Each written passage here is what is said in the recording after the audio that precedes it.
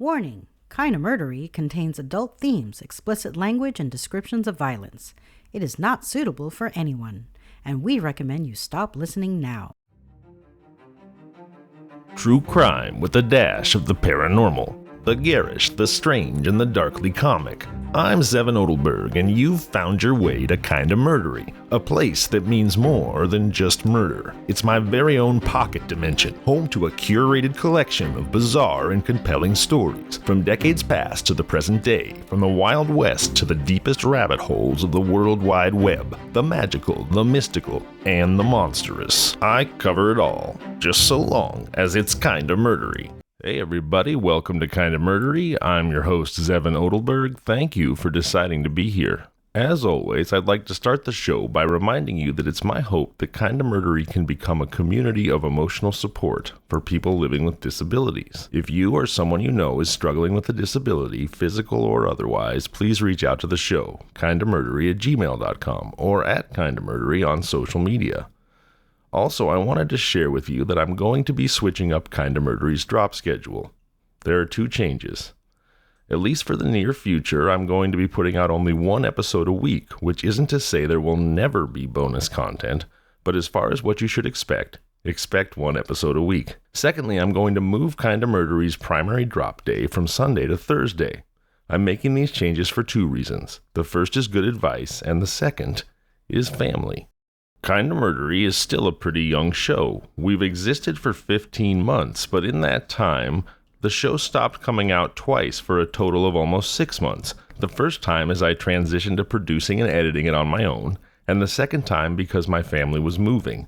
So if you look at it a certain way, you could say I've only been doing this for about 9 months, which means I've still got a lot to learn. And let me tell you, the learning curve is steep. I jumped back in after the time off and wanted to make up for lost time, so I introduced Insomniac. But I've been struggling to balance everything: the pod, my regular job, and of course, my family. So I reached out to some experienced, successful podcasters that I know and trust. You can probably guess who they are. They've been guests on the show, and I asked them for advice. I asked them what they'd learned starting out that they wish they'd known from the beginning. Nobody knew what anyone else had told me, but they all said the same thing, so I figured I'd ought to listen. They said, number one, never miss a drop date. Miss one and you'll lose listeners, and I know I've made that mistake. Number two, don't put out content just to put out content. Make sure it's always your highest quality offering. Any episode you release might be the first and last thing a new listener ever hears. Of course, I believe in everything I release, and I hope you enjoy it. But I feel like I will create a more consistent, higher quality show if I release once a week. So going forward, Kinda Murdery will come out once a week on Thursdays. And expect fewer guests. I'll certainly still have guests, but I find myself enjoying really diving into the meat of stories in a way that I can only do in a solo format. So I'm going to try out having guests maybe once or twice a month. As for why Thursday instead of Sunday, well, I've realized that releasing on Sunday means I often spend the weekend working on the pod instead of spending time with my family. Time goes by quick, kids grow up fast, and I don't want to miss out. So, in summation, going forward, Kinda Murdery will be once a week on Thursday nights, and we'll still have guests, but fewer guests. Essentially, I guess you could say that Insomniac isn't really going away. It's being assimilated into the larger Kinda Murdery brand. And now you'll enjoy the best of both worlds every time. Thank you for your patience. I appreciate each and every one of you, and I wanted to be upfront with you about what to expect and then to stick to it. Again, from now on, Kinda Murdery, once a week, Thursday nights, better than ever. Tell your friends and family, leave reviews, yada yada yada, on to our story. Tonight I bring you the murder of Iron Mike Malloy, one of the most incredible true crime stories that I have ever encountered. It's a tale of insurance fraud and murder that explores the breadth, width, and depth of bumbling greed and violence, showcasing a remarkable and seemingly impossible combination of determination, goal focus, and sheer ineptitude on the part of a shady collection of murdery misfits known collectively as the Bronx Murder Trust. The Bronx Murder Trust was a killer cabal led by Tony Marino, owner of a dive bar called Marino's in the Bronx, and rounded out by close friends, the undertaker Frank Pasqua and grocer Danny Kreisberg. Filling up the rest of the Bronx Murder Trust's diabolical dance card of dastardly do-batters were cab driver Hershey Green, Anthony Tough Tony Bastoni, Joseph Maglione, and John McNally, and featuring a guest appearance by Guy with a Car and a trademark wax appendage, Ed Tinier Smith. Don't worry, you don't have to remember all those names right now. You don't have to take notes. Just sit back, relax, open your ear holes, and give a listen to the murder of Iron Mike Malloy. First off, I know what you're thinking. You're thinking Zevon's got a flair for the dramatic. He just made all that bull spit up out of whole cloth. You seriously expect me to believe that I'm about to hear a true crime, emphasis on true crime story about the murder of Iron Mike Malloy at the hands of the Bronx Murder Trust, a murderer's row of Yankee murderers named Tony Marino, The Undertaker Frank Pasqua, Hershey Green, Tough Tony Bastoni, Joey Maglione, Johnny McNally, and Ed Tinier Smith? Right. I know what you're thinking. You're thinking, you gotta be kidding me. Zevon's making this up. I mean, if I was a movie development exec and this was a hard-bitten cinema verite Marty Scorsese gangster flick, I'd have one note, and that one note would be, hey Marty, tone down the cartoon olive oil, it ain't believable. But believe me, my dear murderees, because this story is 100% verified American history. And if you're still incredulous at the end, check out the show notes. I'll drop a link to my sources for this story, which include primary newspaper articles, a great take on the case written by Danny Waugh from Writers of Wrong, that's WRITERS, writersofwrong.com, and a Smithsonian Magazine article entitled The Man Who Wouldn't Die by Karen Abbott. Those two articles will re-blow your mind. Just let me fillet it first. And do check out the stories by Waugh and Abbott, though. They're well-written, enjoyable reads, and I want to support the people who help me tell these fantastical true crime tales. And now, as evocative as names like Tony Bastoni, Frank the Undertaker Pasqua, and Hershey Smith may be, let's do a quick finger-wagging moonwalk away from our clown car of colorful killers, because that's not where our murder story begins. Their names may be romantic, but their crimes are heinous. I doubt anyone still harbors the illusion that insurance fraud is a white-collar, victimless crime. But if you do, banish the thought, because life insurance fraud, perpetrated on the homeless, and a homeless former first responder no less, is the grotesque pastime of soulless animals. And I'm not backing down from that. The Bronx Murder Trust was a gang of soulless animals. So let's forget about them for a moment, and instead focus our attention on the murder victim, the famously durable Iron Mike Malloy. Mike Malloy, dubbed Mike the Durable or Iron Mike by the press, and so named for his dogged refusal to die. Now, whether or not the deep irony of naming a man for his refusal to die immediately after his violent death was lost on the newspaper writers, we'll never know. But Durable Mike was born in 1873 in County Donegal, Ireland, a place that's come up here before on Kinda Murdery as the Emerald Isle's legendary seat of leprechaun power. And if you'd like to hear more about that, check out Kinda Murdery's March 22nd, 2022 episode entitled Wee Huey, the Vengeful Leprechaun, featuring Tim Mullins from Hillbilly Horror House. If you're into dark scripted dramas with great effects, check out Hillbilly Horror House. I'll drop a link in the show notes. So where was I? County Donegal. Mike Malloy was born in County Donegal, Ireland. He immigrated to New York City, and in his prime he worked as a firefighter. But by 1933, Iron Mike was pushing 60 and homeless with decades of alcoholism under his belt. And he was a regular fixture at Marino's, the speakeasy owned by Tony Marino, leader of the Bronx Murder Trust. And poor Iron Mike Malloy was about to become Marino's next victim. You may have noticed that just now I said that Mike Malloy would be his next victim, which means that he wasn't Marino's first. And the murder of his first victim, a former hairdresser named Mabel Carlson, would provide the blueprint for the slaying of Iron Mike, for it is an unfortunate aspect of human nature that once we get away with something the first time, we naturally assume we can get away with it again. And so, Mabel Carlson's tragic fate serves as grim foreshadowing of the abuse and eventual murder of Iron Mike Malloy. Here's what happened. In early 1932, homeless and destitute, former hairdresser Mabel Carlson wandered into Tony Marino's speakeasy on 3rd Avenue near 171st Street. Ghoul that he was, Marino gave the grateful woman food and drink and housed her in a furnished room near the speakeasy. A little while later, he took out a $2,000 life insurance policy on Mabel, listing himself as the beneficiary. Then, on St. Patrick's Day, March 17, 1932, Mabel Carlson died of pneumonia, an unfortunate but not unlikely or uncommon cause of death for a homeless woman weathering the Big Apple's Ides of March. But I referred to Tony Marino as a ghoul, not a philanthropist, which raises the obvious question. What really happened to Mabel Carlson? It's worse than you think. Marino intended to collect the $2,000 from the life insurance policy, which he did. He collected the money.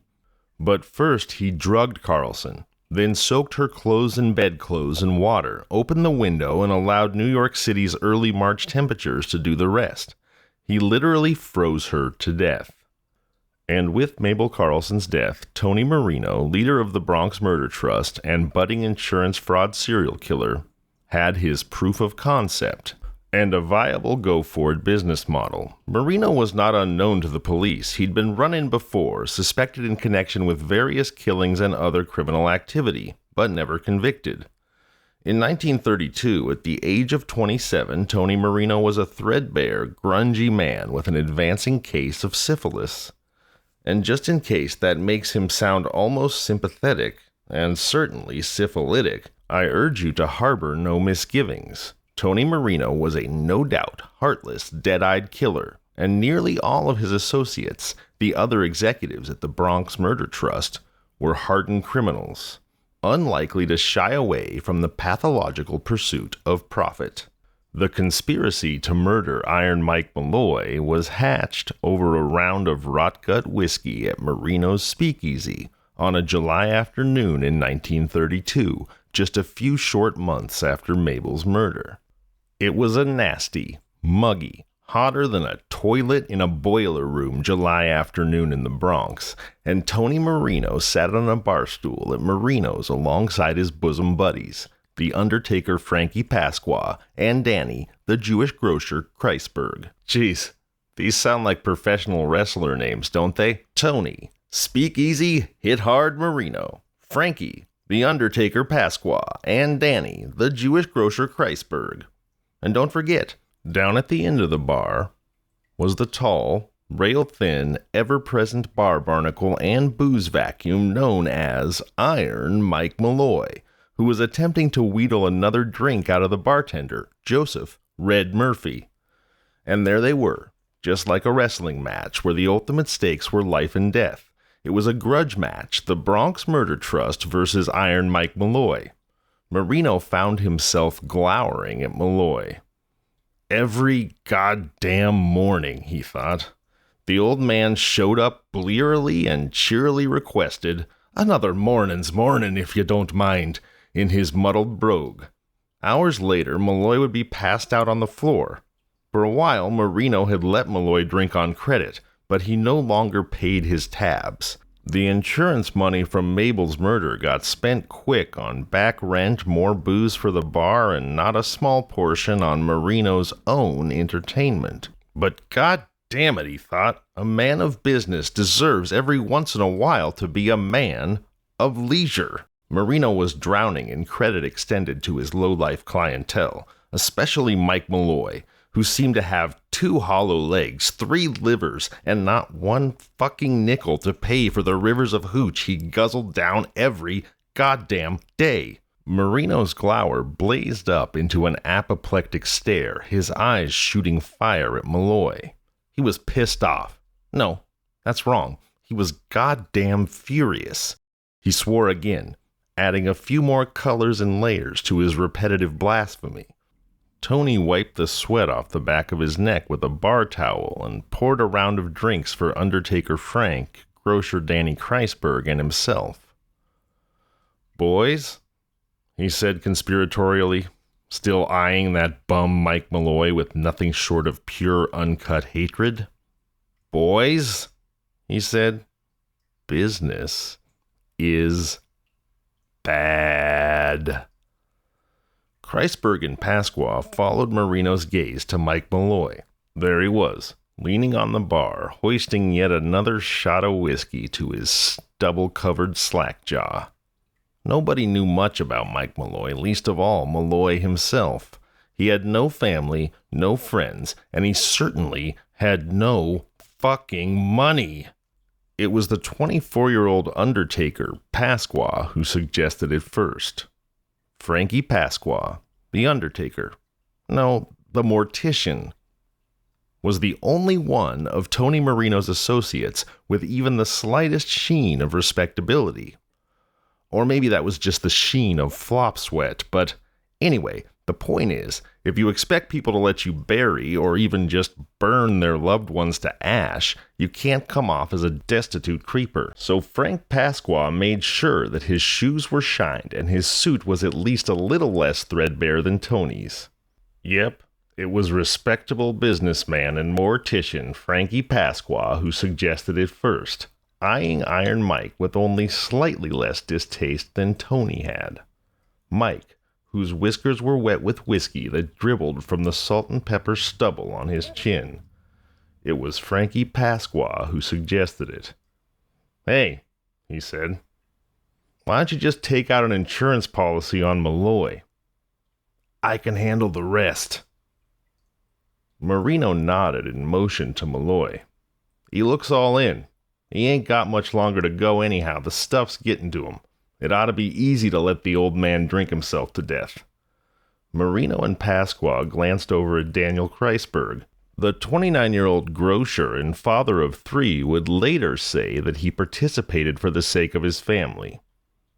Kreisberg nodded his agreement, and the gang set into motion a macabre chain of events that would earn Michael Malloy cult immortality by proving him to be nearly immortal. Until at last, of course, he proved to be entirely, tragically, mortal. Pasqua offered to do the legwork, paying an unnamed acquaintance to accompany him to meetings with insurance agents. This acquaintance called himself Nicholas Malloy and gave his occupation as florist, a detail that one of Pasqua's colleagues in the funeral business was willing to verify. It took Pasqua 5 months and a connection with an unscrupulous agent to secure 3 policies, all offering double indemnity on Nicholas Malloy's life, 2 with Prudential Life Insurance Company and 1 with Metropolitan Life Insurance Company. Now, double indemnity, in case you aren't familiar, is a clause through which a life insurance policy pays out double if the insured dies as the result of an accident. Frankly, I'm surprised this device even exists, since it seems like an invitation to murder. And indeed, in this case, it was. The Undertaker Frankie Pasqua gave Joseph Red Murphy, the bartender at Marino's, a role to play in the conspiracy. It would be his job to identify the soon-to-be deceased Mike Malloy as Nicholas Malloy and claim to be his next of kin and beneficiary. If all went as planned, Pasqua and his cohorts would split $3,576, about $54,000 in today's money. It would be a plum payday and easily collected just as soon as Mike Malloy died as uneventfully and anonymously as he had lived. The key, of course, being that Iron Mike Malloy had to actually die in order for the Bronx Murder Trust to collect, and nobody, and I mean nobody, would ever call Iron Mike a cheap date, because he absolutely refused to go down easy. Just how tough was he? Well, you're about to find out. The insurance murder plan was born in the sweltering heat of July 1932, and 5 months later, in the latter part of a bitter cold December, the insurance policies had been secured, and the Bronx Murder Trust was finally ready to cut the red ribbon on their homicidal plan. It was not soft-heartedness, but rather common sense that dictated the Bronx Murder Trust's initial strategy for ending Mike Malloy's life. The man was an inveterate, reckless, and enthusiastic drinker whose body was no doubt already on the brink of death by alcohol poisoning. And so they reasoned, simply allowing Mike to drink himself to death would be the quickest, least suspicious, and most enjoyable means to hasten Malloy's sojourn to a pauper's grave, and thereby secure the insurance payments they anticipated. Not that a pleasant demise for Malloy was high on the list of the murder trust's motivation, but even stone-hearted killers can be kind if that kindness appears to be the most efficient means to an end. And so, Marino made Mike Malloy an offer he couldn't refuse.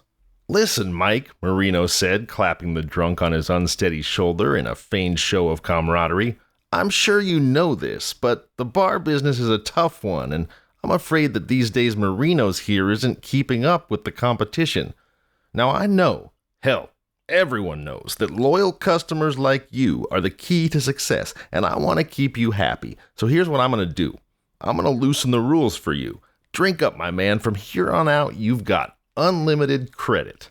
Iron Mike was of course delighted, stunned, certainly by this unexpected show of friendship, but nonetheless delighted. It had been decades since he'd been in a position to look a gift horse in the mouth anyway, so Mike harbored no doubts and asked no questions, but instead went straight to tipping him back with almost superhuman gusto. For Marino's part, he and the rest of the Bronx Murder Trust reasoned that a degenerate booze-hound like Mike Malloy, with his impressive resume of alcoholic experience, would, if given free rein and unlimited access to whiskey, drink himself to death in short order. Oh, how wrong they were. For 3 days and 3 nights, Malloy consumed a bottomless ocean of cheap corn liquor, pausing only long enough to pass out and then jerk awake and continue drinking. Eventually, when the bar closed, he would stumble into the street, only to return when Marino's opened and resume his favorite sport, whiskey consumption. A sport at which the world had never seen a more talented, experienced, expert, or professional athlete.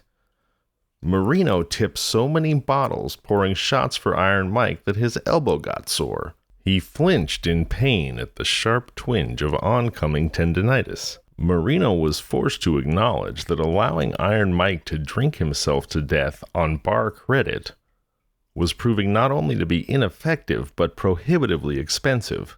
It was clear that he would have to do something to hasten Malloy's expiration, lest the dedicated Irishman drink him out of a business and straight into the breadline.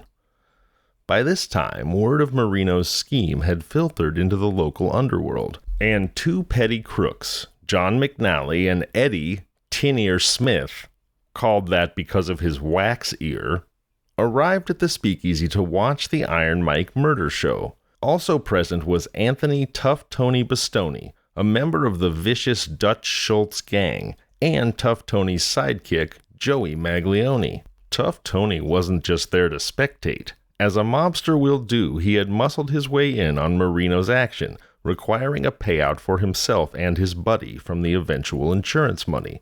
And Marino, without the backing of a violent cartel like the Dutch Schultz gang, was in no position to refuse him. Like everyone else at the bar, Tough Tony Bastoni was looking forward to his sure-thing easy money payday.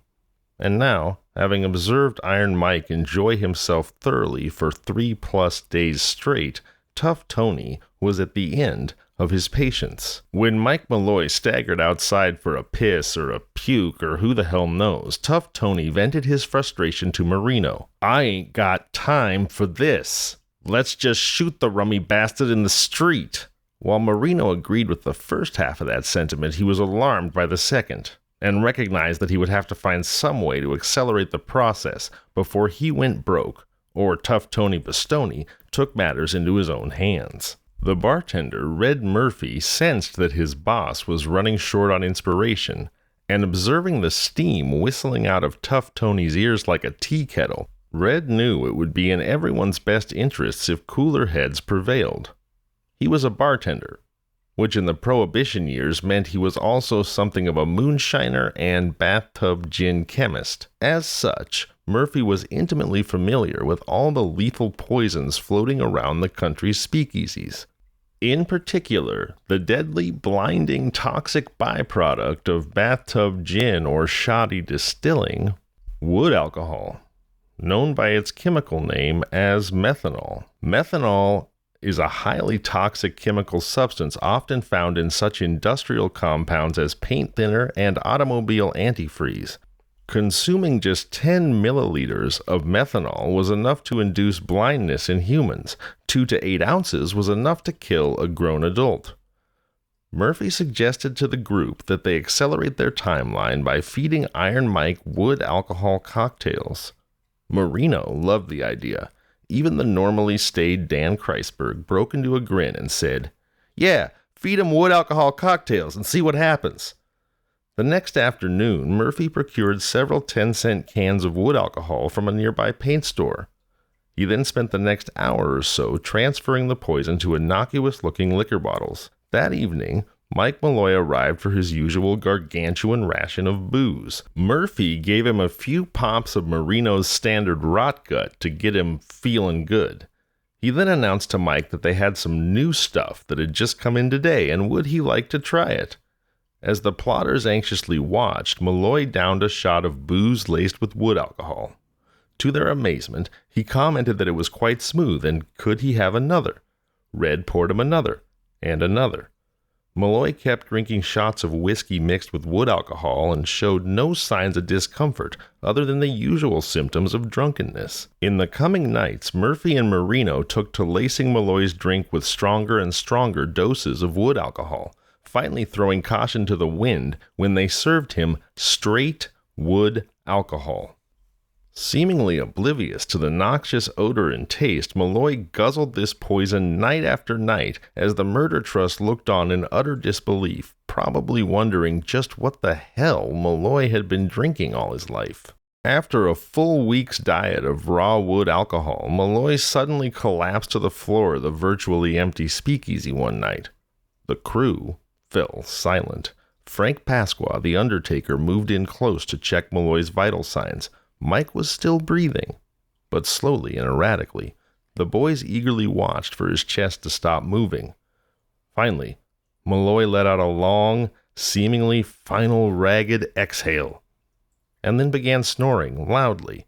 He woke up early the next morning to greet Murphy with his usual refrain. "Give me some of that old regular, Murph. There's a good lad."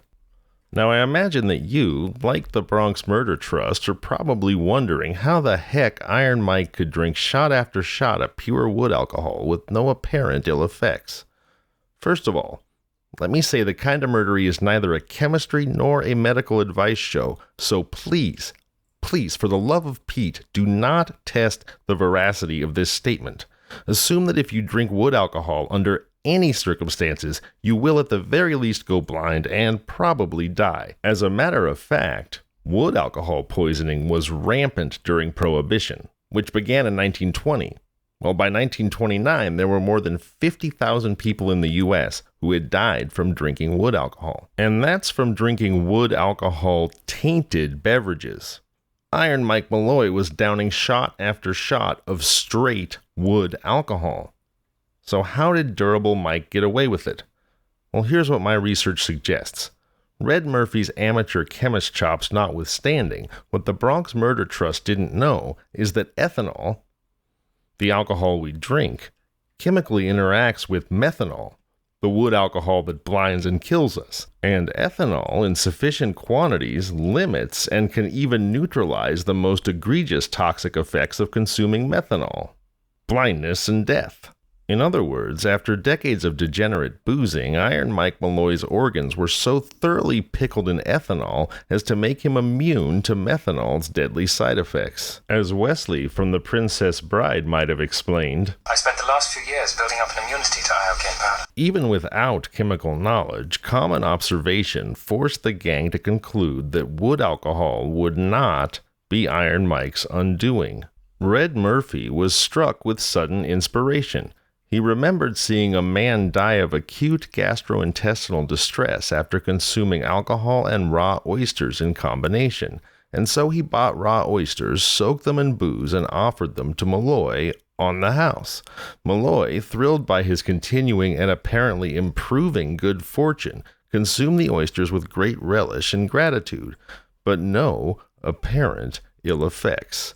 And much to Murphy's frustration, he went straight back to drinking. The bartender concluded that he would have to ramp up his attempts to poison Mike even further. He let several cans of sardines rot for days in the sun, and then served Malloy sardine sandwiches again on the house. But these sandwiches were also tainted with ground-up tin can and broken glass.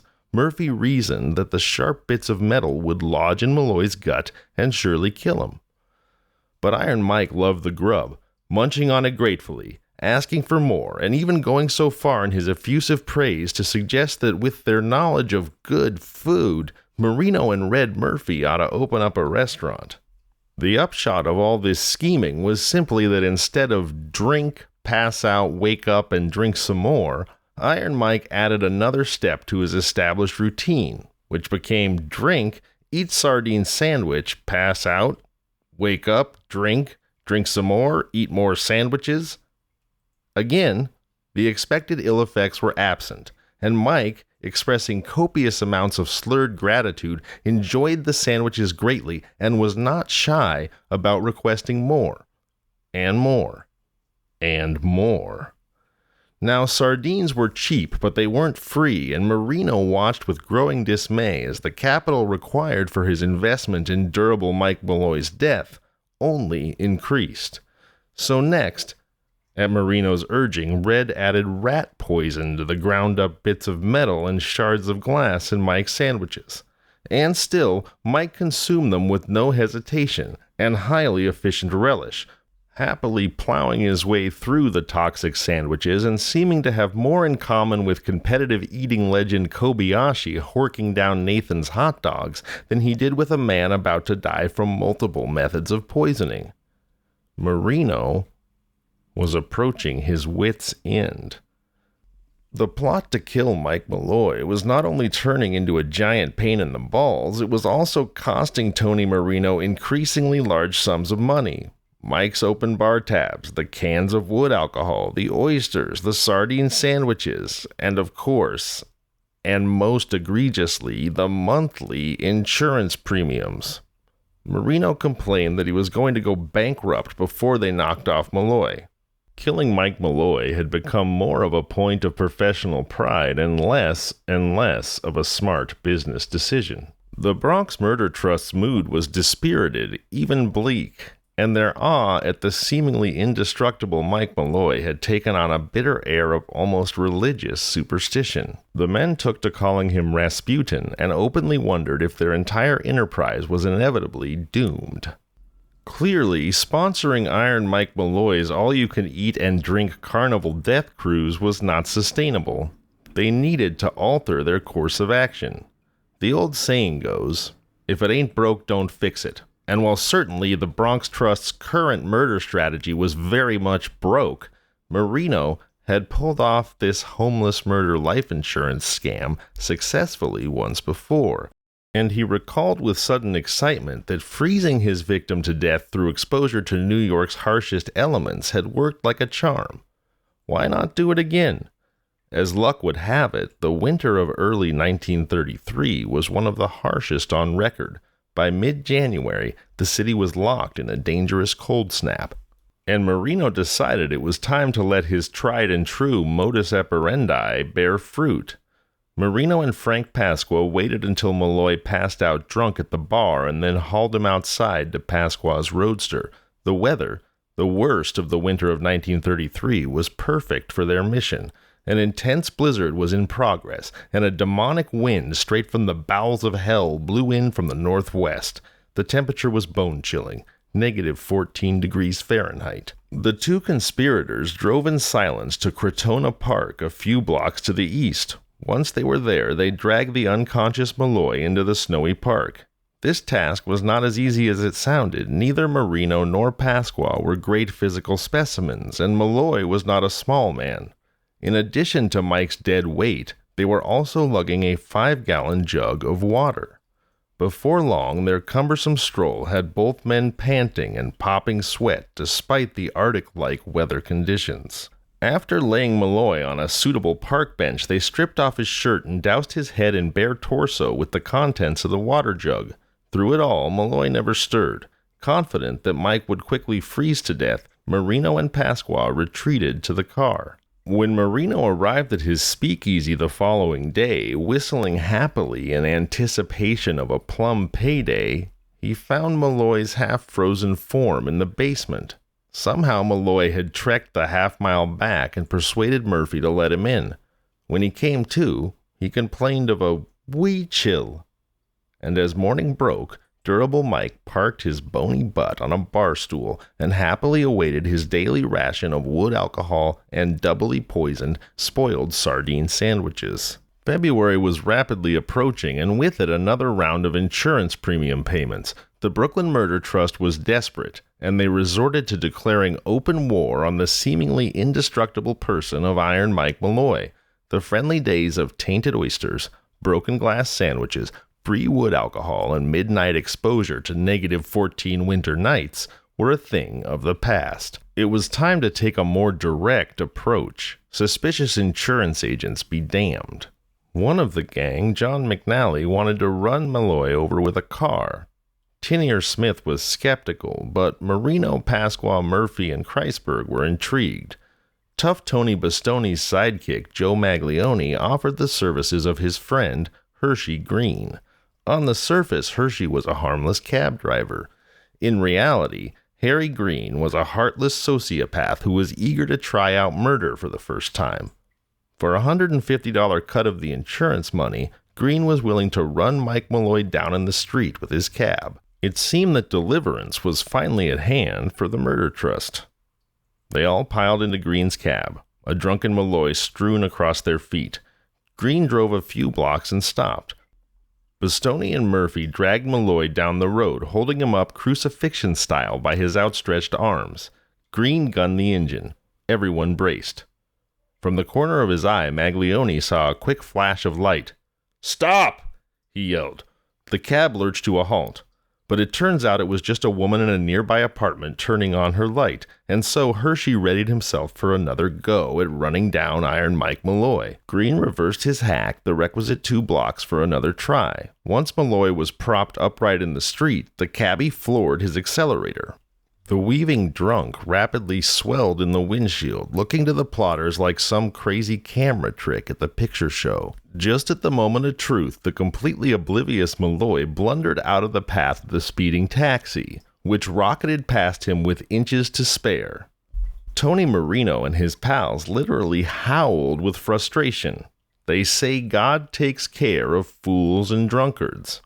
Malloy may have been both, but he was certainly Exhibit A, proving without question the truth of that statement. Harry Green was angrily muttering curses under his breath as he backed his cab up yet another time. Bastoni and Murphy, who were bickering incessantly by this point, once again stood up poor old Mike Malloy in the middle of the street to await his miserable fate.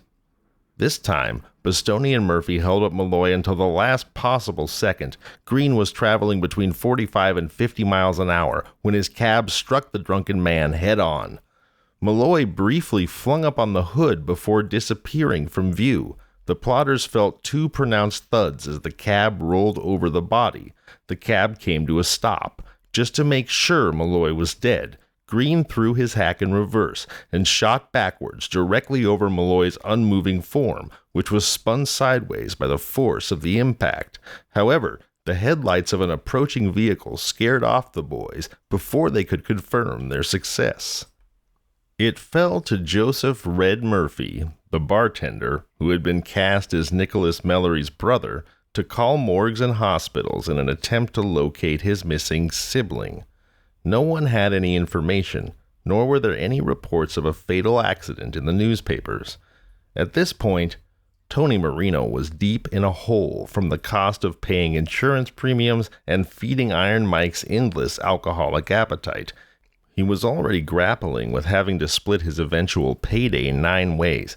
And now that God-forsaken freeloading bum Mike Malloy had gone and disappeared on them.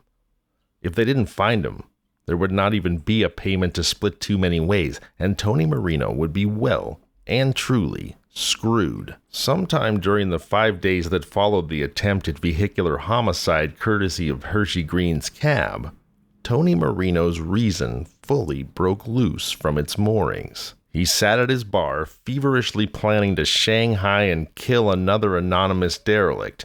Any fucking anonymous derelict would do. Why'd they have to off the unkillable Mike Malloy to collect?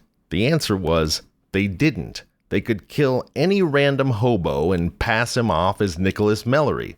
Hell, Mike Malloy wasn't really Nicholas Mallory either. Bastoni and the others agreed. With Malloy gone to who knows where, they needed someone to fill in. The boys decided to search the speakeasies and dive bars across the river in Harlem where no one would recognize them. Joseph Patrick Murray was a 31-year-old unemployed plasterer's assistant when, on the night of February 6, 1933, he unknowingly wandered into the violent, insane universe of the Murder Trust. Like Mike Malloy, he was a heavy drinker. It was his misfortune that he bore an astonishing physical resemblance to the durable barfly whom he had never and would never meet. Murray was approached outside a 128th Street speakeasy by a gentleman later identified as Tough Tony Bastoni, who offered him a job. With a little urging, the tipsy Murray was coaxed into Harry Green's cab. Despite the crowd of hungry-eyed men inside, Murray leaned back and drank heavily from the whiskey bottle they offered. Amazingly, they spotted fellow trustee John McNally on the sidewalk and flagged him down. By this time, the Murder Trust wasn't wasting any more time on niceties. Once they arrived back at Marino's bar, they offered Murray a Malloy-esque line of unlimited credit. The Murder Trusters certainly didn't care. They merely wanted Murray drunk enough so that he could be run over with ease. Within an hour or so, Murray obliged them by passing out cold at the bar. Tony Marino, perhaps sensing an end to this ordeal, let out a ghoulish chuckle. Gee, he's almost a double for Malloy. The hapless Murray was then shoved into the floor of Harry Green's cab. As they set out for Trinity Avenue to do the job, the Murder Trust was dismayed to see that there was far too much vehicle and pedestrian traffic to hit their target. Since it was still too early in the evening, the boys retreated to Marino's speakeasy, where the unconscious Joe Murray was dropped on the grimy floor like a sack of potatoes, while they waited for the hours to pass until killing time. By midnight, they set out again. Harry Green said, "I know a place by Southern Boulevard." Murray was shoved back into the floor of the cab as they set out. After finding Southern Boulevard suitably deserted for their nefarious deed, Bastoni and Red Murphy shoved a phony Nicholas Mallory ID in Joe Murray's pocket and propped him up to receive a kiss from the Mike Malloy Express. If possible, this attempt was even sloppier than their previous runs at Malloy. Harry Green was going a mere 30 miles an hour when he hit Murray's staggering frame. After seeing the poor man crunch under all 4 wheels, the Murder Trust figured he had to be dead. At the lights of an approaching car, they split. When Green and Joe Maglione returned his cab to the garage around 2 that morning, Harry got word that the cops wanted to see him. Both murder trustees blanched. Green was interviewed by NYPD Detective Lloyd of the 40th Precinct, who wanted to question him about reportedly hitting a pedestrian earlier in the evening. Unaware of the bizarre conspiracy that he had inadvertently stumbled onto, Detective Lloyd allowed Harry Green to leave around 5 that morning. Green and Maglione promptly woke up Tony Marino and told him of their grilling. All 3 agreed that even if Murray died, they couldn't collect the insurance money. While they weren't in jail yet, the sudden prospect of heat from the cops was unsettling, to say the least. With Joe Murray clinging to life in the hospital and Mike Malloy still missing, the Murder Trust was at a crossroads. They could either call the whole thing off or search for yet another victim. Less than 2 days after the Murray fiasco, the door to Tony Marino's speakeasy flew open with a bang, and in hobbled none other than Mike Malloy. Although banged up and swathed in bandages, he was otherwise fit as a fiddle. In a strange touch, like a hat on a horse or lipstick on a pig, the downtrodden Malloy was dressed in a brand new suit. Marino, Pasqua, and the rest of the murder trust could only stare at him, jaws agape. Every member of the trust was damn near out of money at this point. And as they looked at Mike Malloy, they couldn't decide whether they were more furious at him or just jealous of that sharp new suit. As for Malloy, he greeted his best friends in the world with a simple, "Oh, I am dying for a drink." Iron Mike didn't remember too much. He'd been pretty shit-faced after all. He remembered the taste of Tony's booze, the sharp cold of the night air, the bright gleam of car headlights. Then bang! Blackness. Next thing he knew, he was in the hospital with a broken collarbone and a concussion. A passing beat cop had come upon him and called an ambulance to take him to Fordham Hospital. It turned out that Mike Malloy had been listed in the hospital under his real name, thus explaining why Red Murphy had come up empty when he called Fordham looking for Nicholas Mallory. A charity organization took pity and outfitted him with this here suit. "Anywho," he said, "I'm just glad to be back here with me good friends, and I sure am dying for a drink."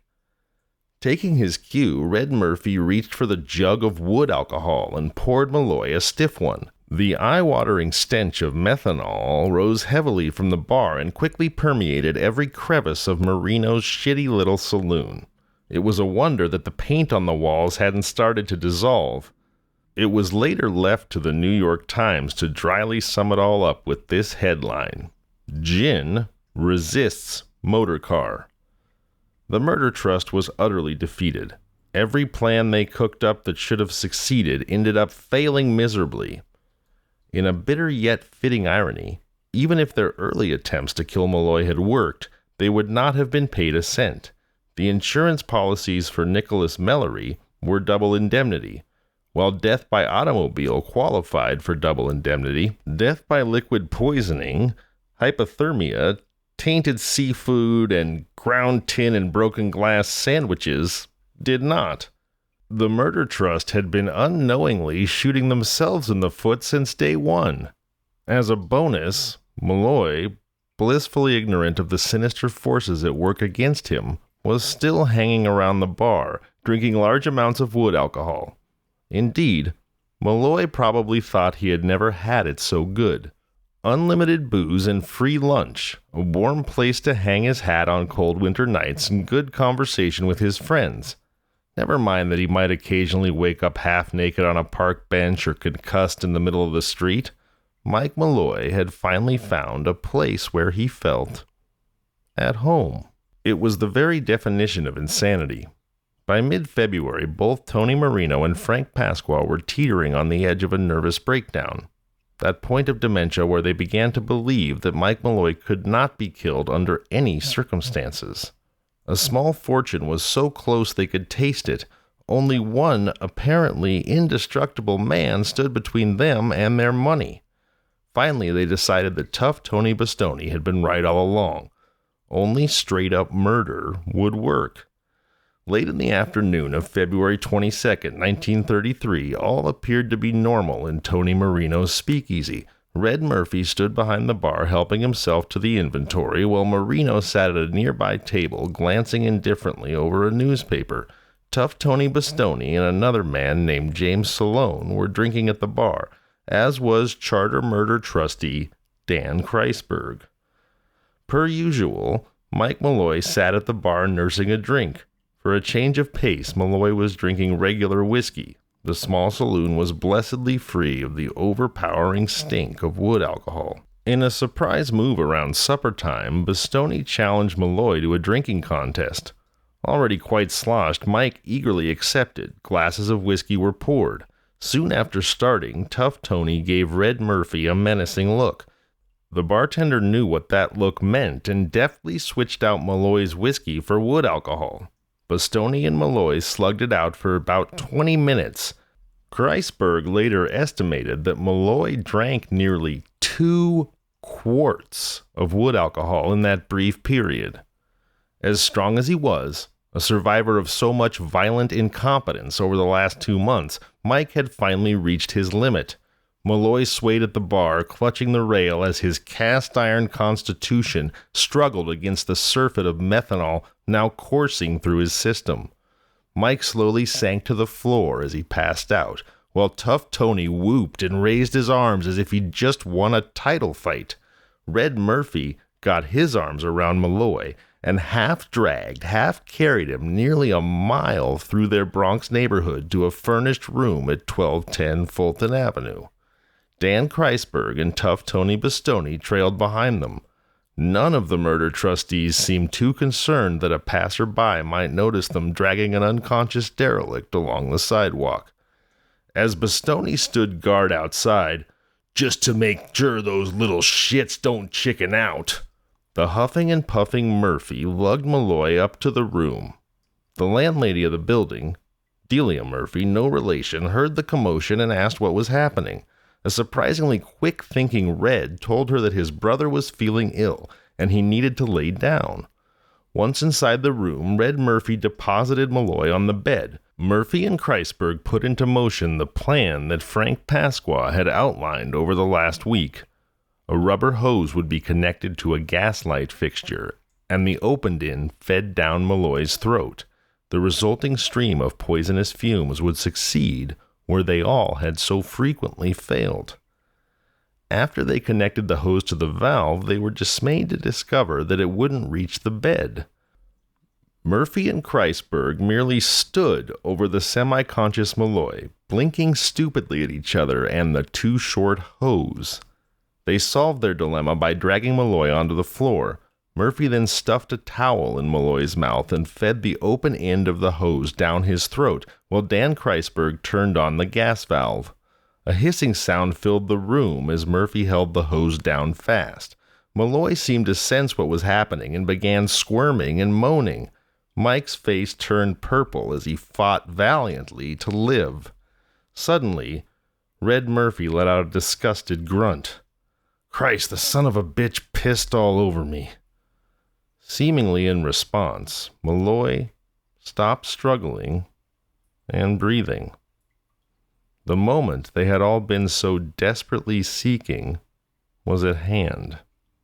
Well, on February 21st, 1933, 7 months after the Murder Trust first convened, Michael Malloy finally died in a tenement near 168th Street, less than a mile from Marino's Speakeasy. A rubber tube ran from the gaslight fixture to his mouth, and a towel was wrapped tightly around his face. Dr. Frank Manzella, a friend of Pasqua's, filed a phony death certificate citing pneumonia as the cause. The gang received only $800 from the Metropolitan Life Insurance Company. Prudential wouldn't pay out. Murphy and Marino each spent their share on a new suit. An investigation ensued. Everyone began talking, and everyone eventually faced charges. I gotta tell you, I'm pretty furious with the Bronx Murder Trust here. I mean, murdering anyone is horrific, horrible, terrible, of course. But these assholes went and killed probably one of the most impressive human specimens in recorded history. I've never heard of anybody like Iron Mike Malloy. Frank, the Undertaker Pasqua. Tony, Speakeasy and Hit Hard Marino. Daniel, the Jewish grocer Kreisberg. And Joseph, Red Murphy, were tried and convicted of first-degree murder. As for Tough Tony Bastoni, his buddy Joe Maglione shot him to death in a dispute over their share of the insurance money. Pasqua, Marino, Kreisberg, and Murphy tried to pin their crimes on the dead Bastoni, but as I mentioned, it did not work. They were tried and convicted and sent to Sing Sing. Perhaps, one reporter mused, the grinning ghost of Mike Malloy was present in the Bronx County Courthouse. The charter members of the Murder Trust were sent to the electric chair at Sing Sing, which killed them all on the very first try. You've just heard the murder of Iron Mike Malloy. If you enjoyed tonight's show, please tell your friends and family. Subscribe, follow, leave a review. It really, really helps. Thanks for listening, everyone. I'm Zevon Odelberg, and this has been Kinda Murdery. If you've enjoyed today's Kinda Murdery, please tell your friends and family. Tell strangers. Leave a review. It's the best way to ensure that I can keep telling that special brand of bizarre and terrible tales that you'll only find here on Kinda Murdery.